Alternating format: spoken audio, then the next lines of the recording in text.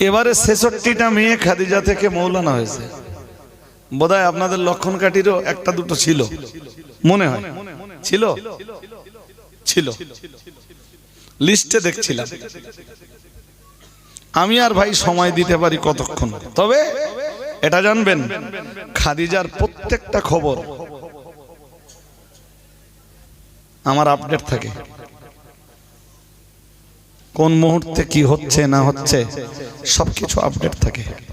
তা না হলে এই আমি ঘুরে ঘুরে বেড়াচ্ছি, দিনের বেলা স্কুল, রাত্রে বেলা জলসা, অত বড় একটা শিক্ষা প্রতিষ্ঠান ও এমনি এমনি চলে না। আমার অগোচরে একটা কারোর কিছু করবার নেই, ওখানে কিছু করতে হলে আমাকে বলতে হবে।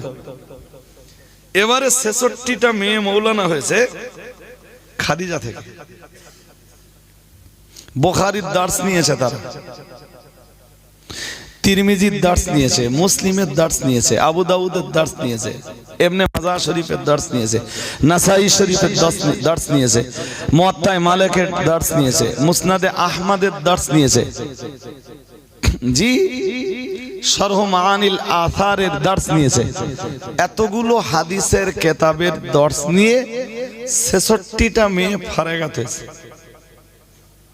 তাতে এক শ্রেণীর মোল্লা ফতোয়া দিচ্ছে যেসব হারাম হয়ে যাচ্ছে। কারা দিচ্ছে বলেন দিন?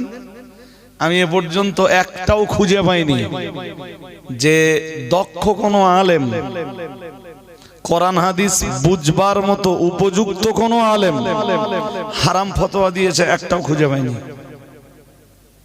ঠিক দেখছি ফতোয়াবাজি করছে সেইগুলো যেগুলো কোরআন শরীফও পড়তে পারে।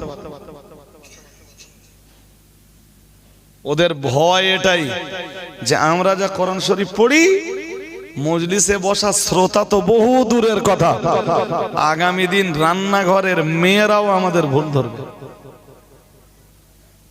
হ্যাঁ না বলবেন তো? হ্যাঁ, ওদের আতঙ্ক এই জায়গায় যে রান্নাঘরের মেয়েরাও বলবে যে তোমরা এই সব বক্তার অশোনো, আর এই সব জিনিস স্টেজে তোলো, দাওয়াত করে আর তাদের পয়সা দাও। যারা কোরআন পড়তে জানে না, যারা একটা হাদিস সোজা করে পড়তে জানে না।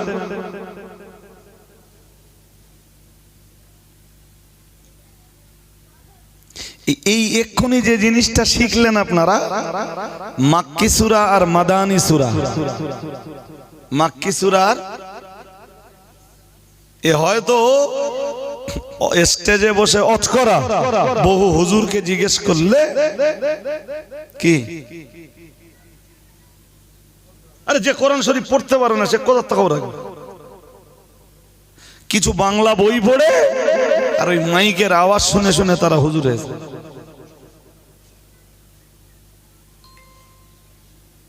মাইকের আওয়াজ বোঝেন?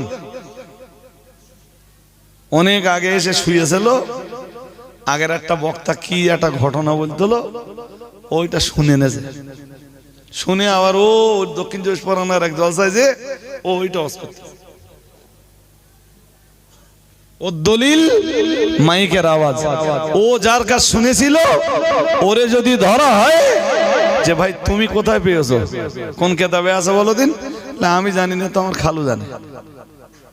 আর খালু একদিন অস করতে, ওর খালু যে ধরেন জিজ্ঞেস করেন যে ভাই তুমি কোন কেতাবে পেয়েছো, ওর খালু বলবে আমি তো জানি না, আমার দুলা ভাই একটা মৌলবী মতন, সে একদিন অস করতে। ওর আবার দুলাভাই যে ধরে, ওর দুলাভাই বলবে আমি তো ভাই ভালো জানি না, এর দলিল আমার কাছে নেই। আমার শালাবাবু একদিন অস করতে হলো এটা। ও শালাবাবুর যে আবার ধরেন, ও শালাবাবুর জিজ্ঞেস করলে বলবে আমি জানি না, আমার মসজিদের ইমাম সাহেব একদিন মেম্বারে দেখি শুক্রবারে এই ঘটনা বলতো। এই হচ্ছে আর দলিল।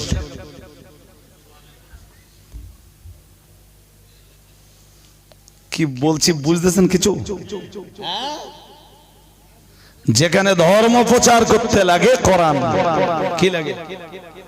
এই জোর করে বলেন না কেন, কি লাগে? ধর্ম প্রচার এমনি এমনি হয় বলো? যেখানে ধর্ম প্রচার করতে গেলে লাগে রাসূল পাকের হাদিস।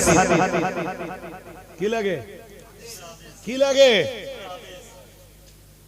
উঠে মেয়ে ছেলের মতো 2 ঘন্টা গল্প করতে। গল্প মিন্স ঘটনা।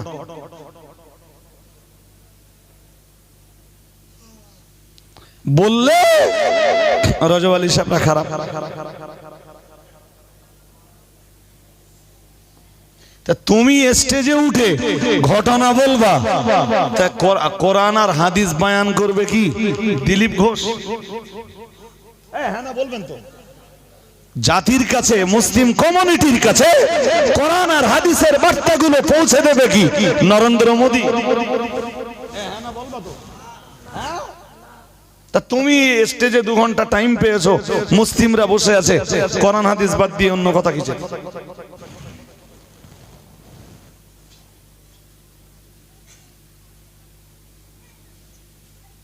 জি, বড় লজ্জার সাথে বলছি কথাগুলো আজকে।